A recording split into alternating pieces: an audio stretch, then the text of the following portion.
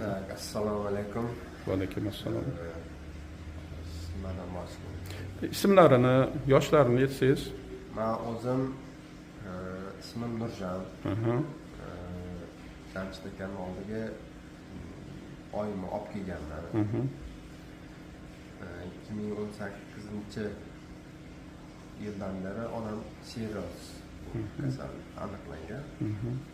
O'shandan tashmida ham yotdik. Bizda bansalar bor. Keyin Barovskida bansa bor. O'sha yerda ham yotganmiz. Bormagan joyimiz qolmagan. Sirroz bilan qo'shib yana davleniyalari bor.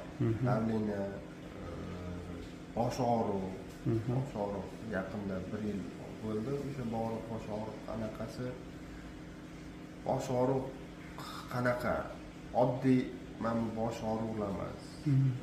Bu qanaqadir bosh og'riq botim og'riydi, bu aylanib yuradigan kasal. Juda og'ir holat. Muntazamda faqat joy almashtirib turadi. Joy passiv almashib. Bitta joyda emas. Shunaqa holda edi. Uyqulari qanaqa edi? Uyqu вообще yaxshi emas edi. Har kuni ertalab ketardi, har kuni. Uyqum yaxshi bo'lmadi. Uxlamay chiqdim. Nimalar yurdimi, deydimi? Endi alaqsiragan anaqa. Uyqusi yo'q dedi. Tinchlik yo'q. Sal ana ovoz nimadir, ovoz tiqillagan ovoz chiqib qolsa ham turaveradi. Shunaqa. Uyqu yaxshi emas.